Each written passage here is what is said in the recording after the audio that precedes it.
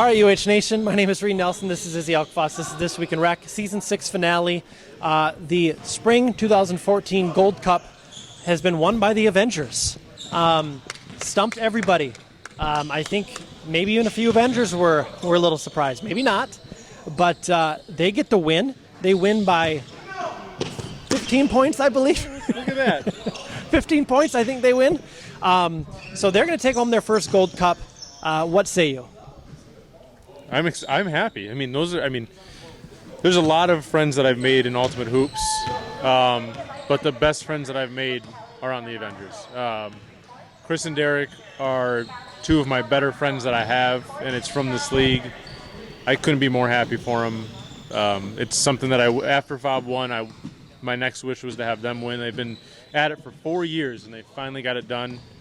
And I tried to keep it together during the broadcast to be as unbiased as possible, but deep down inside I was cheering for the Avengers to win, and I'm happy they got it done. Briggs finally won one, Kevin finally won one, Chris, Derek, and Trey got one as well. He hasn't been at it as long, but those four guys have been at it for way too long, and they've been humble servants to UH, and they finally got their win. And I think they might have kickstarted the jerseys for the rest of Rec. Were they the first jerseys, or were the Riddlers the first? That was pre-me, so I don't know. I'm not sure, but nonetheless, they made it look cool, whatever they did. I think that Riddlers that fact might be actually off, because I think the Riddlers were first, or the Pups, or whoever it was. But extremely happy for them. The Rebels, we'll get to that. I'll let you ask me the questions, but it wasn't good. So we'll start out with Derek Batiste, general manager of the Avengers. Here's my sit down with Derek. All right, Ultra Noobs Nation. Derek Batiste, Gold Cup champion Avengers. How does it feel, sir? Feels great. I was planning to say it's about damn time, but LeBron lost, so in bad taste, I think. Let's talk a little bit about the game. Here, let's move over here a little bit. You struggled early from the field. I think Izzy had you at 1 for 10, but then at some point, you guys as a team turned it around, and you were making shots, and you were playing D, and you were frustrating the Rebels. What clicked, a third of the way through the second half there? We switched to man. We started out in zone, which the logic behind that was the Blue Chips game. The Blue Chips, I think, lost by 1 in overtime. They played zone, I think, for most of the game. So we thought that that could give them issues. The issue with that is that you can't really turn up the intensity, and that's really what you need to do. Assemble! So, you guys were, in many eyes, heavy underdogs. Be honest now, did you feel that way? No, I thought that it was even. We've always felt like we could beat any team in Rec, and the whole underdog thing kind of didn't really fuel me, but a lot of the guys took issue with it, and anything that can get us to turn up the intensity, I'll take it. The Rebels they were going for their 4th Gold Cup. Is it sweeter coming against a team like that? Absolutely. Yeah, of course it is. The Celtics would have been sweet just because of Jay Moore. Everybody likes to shut him up, but the Rebels have Joe Neuenfeld, so I'll take either or. And we already beat the Celtics, so.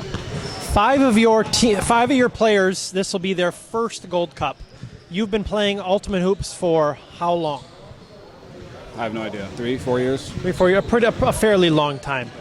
So it's you, it's Kevin, it's Trey, Jason, and one other one. I think that's it. Greg has one, Noe has... Greg has one. Greg has numerous, and so does Noe. So, you finally got to grasp it and hold it as your own. Are you taking that home with you? Or are you going to pass it around Celtic style? No, it's coming home with me. Actually, I take that back. It's going to Maher. He's got a little baby. We got to coach up. No, Maher was the other one with the first Gold Cup, obviously. I said Mayer. Oh, I thought you said Chris. Anyway, yeah. We got Eliana Maher scheduled for a first-round pick on the Avengers in roughly 2025. First first female Avenger. Got to get the Miss Marvel jersey ready. But yeah, it's going with him, so he can prove that he was actually a decent baller back in the day. Izzy with the Gatorade shot from above. Congratulations, sir. Thank you. Nice work. That was Derek Batiste. Of course, he's very happy. It showed in, very emotional. He had a little Junius let's go there in the second half. Oh my God. And he threw 3 hops in like Junius does. It's almost like he was watching Junius videos all week, getting ready for this moment. And he threw it.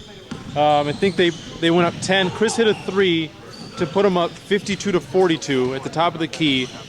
Derek hit his let's go, took 3-4 jumps, and emotion I've never seen out of him ever.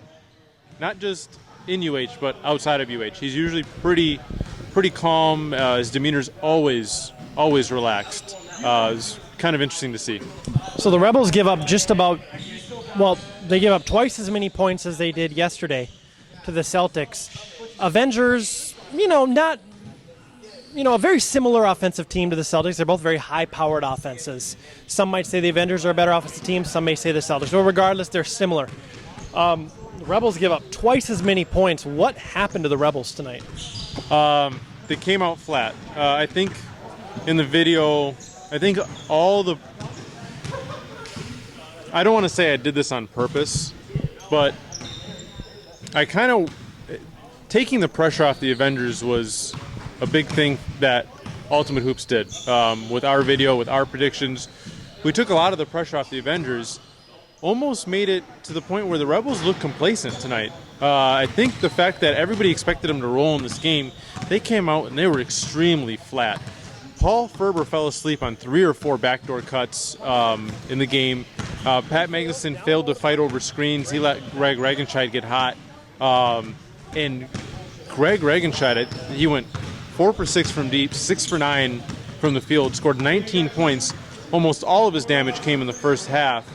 And they may have not been up in the half, but it was enough to give him confidence to put together something in the second half. Because without Greg in that first half and his 14 points that he had, the Avengers probably would have been down 12 to 15 points. They would have pressed in the second half, and there's no way they were going to come back into that game. So, I mean, in terms of the magnitude that he brought, it was like he's been there, done that. He's won multiple championships. He got him going, and the Rebels have a lot to do with that blame because they were really lazy on defense for about 23 and a half minutes to start that game. And they started getting it together in the second half, but it wasn't very consistent. Joe Neuenfeld is going to be spanking some tush for the next 3 weeks. So Noe Mendez played a big role not only in the entire season for the Avengers, but also in tonight's win. I had a chance to speak with Mr. Mendez. All right, I'm here with Noe Mendez. First Gold Cup, but I do want to get to one other thing. Well, not first Gold Cup for you, but first Gold Cup for the Avengers. I do want to get to one other thing. Ladies and gentlemen, your spring 2014 MVP, Noe Mendez. Congratulations, sir. It's an honor. Thank you. So you were obviously voted on by your peers. Players Committee picked out the candidates. I believe we had 7 candidates this season. But you take home that award. Second half, you were playing like an MVP. I told Izzy you played like you had about 30 more pounds on you. Talk about going up against a guy like Pat Magnuson and coming down with a board. It's not easy. I'll tell you that much. It involves a lot more hustle. I think showing up late today kind of helped me out. I came off the bench even in the second half, but I think that little energy gave me that extra energy down the stretch there to get it. What was the game plan for you guys? Come out with their same intensity. Match their intensity. It's hard to do with the Rebels, but I think we were able to do that. Our zone wasn't working in the first half as Jansen was 7 for 7. Cody hit some open shots. We were just letting him get really easy shots, but then we went to the man. It worked well for us. We were able to come away with a couple stops, and from then on we got into a good rhythm. You did a very nice job dribbling out of traps. And when you've got Jansen guarding you and DuPont coming in at you at 90 miles an hour, I can't imagine. I think your instincts look like they just take over. I mean, talk a little bit about just your natural ability to get out of those situations? Like you said, it's just a natural instinct. I can't explain it. It just comes to me. It's if I see something, I'm gonna take it. If I see a little space, I'm gonna take it. From there, I go from there. I can't really explain it. It's just how I play. Well, congratulations, Noe, on the MVP award and on the Gold Cup. Thank you. Yep. That was Noe. Of course, your MVP. I informed him of it during the interview. So he was very happy to hear that. I think he said icing on the cake. What were his exact words? Talk about his importance, especially in the second half. He controlled the ball when the Rebels went into pressure mode. When they turned it back on again with about 10 minutes left, they were doubling everybody, and Noe was dribbling out of everything. He was doing spin around the back. He was doing everything. So talk about his importance to them in the second half, especially. He's obviously very important because he's their only true ball handler. Trey can handle the ball pretty well, but Noe is more of a natural ball handler. He had 5 turnovers in the game, and he wasn't very good offensively. However, when you play the Rebels, you don't need to play a perfect game. You just need to be able to set your teammates up enough to where they get confidence. And he was able to do that. He was able to get Briggs a couple of easy layups. He was able to get Chris an easy 3. He got Derek open for a couple shots. So he was able to set his teammates up for them to gain confidence and be able to make shots down the stretch, even if he didn't necessarily play that well in terms of his overall game. He got stuck in the paint a couple times, dribbling too much. Great spin move he had in that lane. However, he left his feet and turned the ball over. Actually, I don't think he left his feet, but he turned the ball over after that. Just doing a little bit too much, but he's their engine. He's required to do that. And if you think about it, against the Rebels and the amount of time he actually has the ball in his hands, 5 turnovers in the grand scheme of things really isn't that bad. So without him, obviously, they're not even here, and they don't even sniff the championship game. The Rebels will lose sleep over what? Their effort. Their effort was horrendous. In that first 12 minutes, Derek Batiste was 1 for 8 in the first half, and they were all wide open shots. Greg Regenscheid made his shots.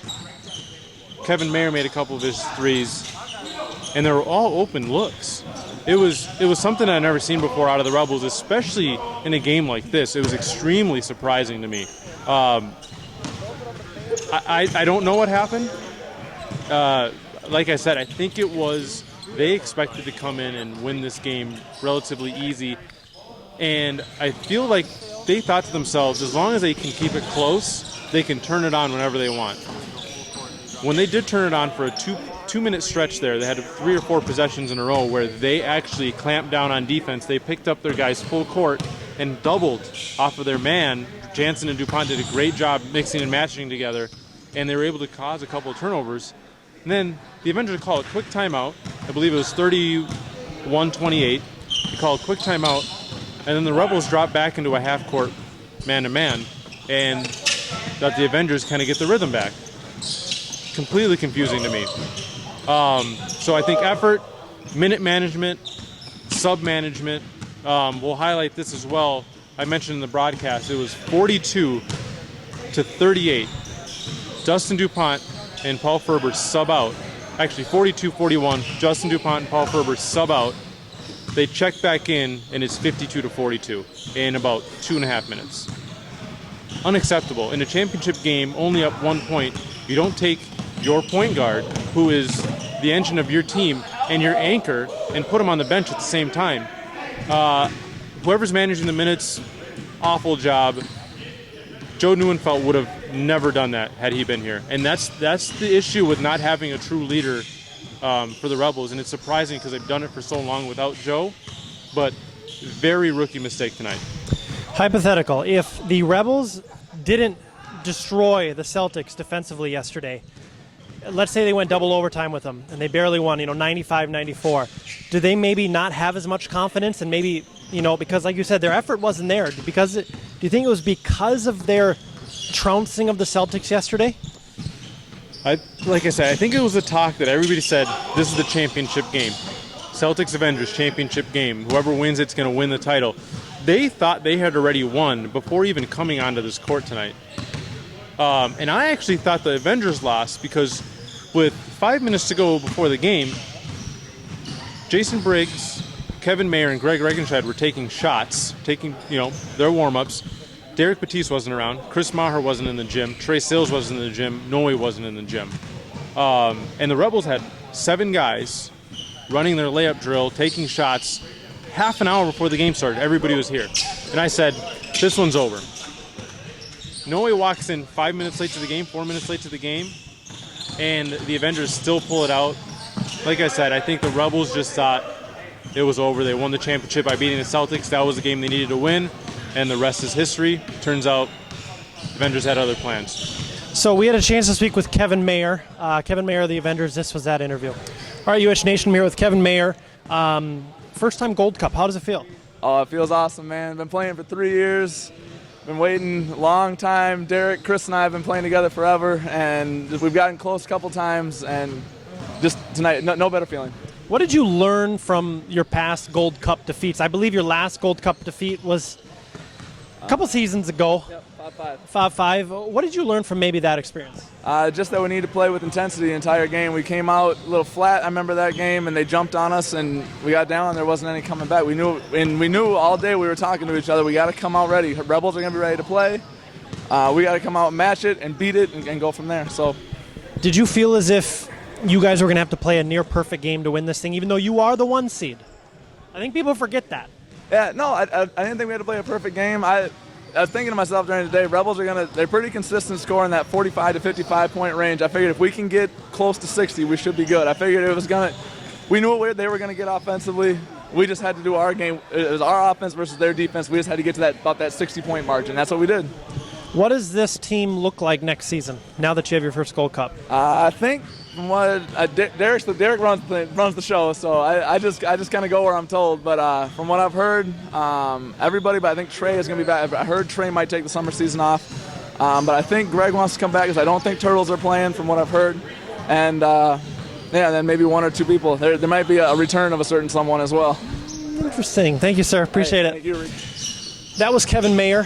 Kevin Mayer, one of the 4 guys you highlighted that need to score at least 30 points. Kevin, Trey, Jason, and Greg Regenscheid as kind of those 4 role players. Talk about those guys being able to step up, all of them actually.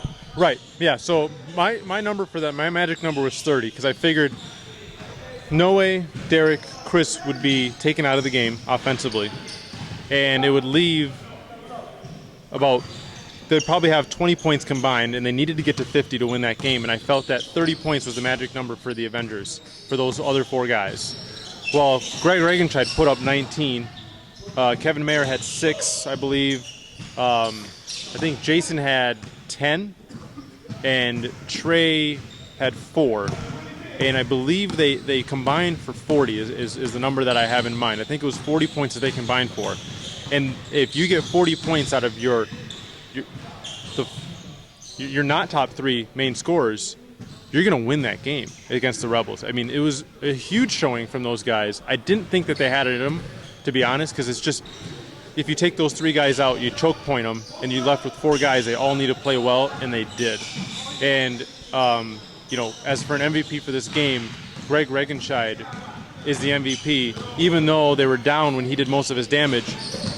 The 19 points that he put up were monumental for the Avengers. So I'm surprised that they were able to get it done, but I'm extremely impressed. Final interview of the night, Jason Briggs from the Avengers. We had a chance to sit down with him. All right, UH Nation, I'm here with Jason Briggs. Thoughts? It feels fantastic. It definitely feels better that it was over the Rebels. Like I said to them, and I told Neuenfeld, it means more to beat the best team. And they've been the best team for a long time, and I think it adds something to that title. So, what was you guys did a lot of things right. What was the key? Limiting turnovers and taking advantage of over-aggressive play. If we limit turnovers, they get no fast break points. That should kind of keep them down in the 40s to 50s for points. And as long as we take advantage of them being uber aggressive, we'll get open looks. And I think you saw that from Greg getting a lot of open threes. I think you saw that from the buckets I got. Kevin Mayer had 2 threes, and Izzy talked about 4. The 4 of us. We're the 4 guys they helped off of.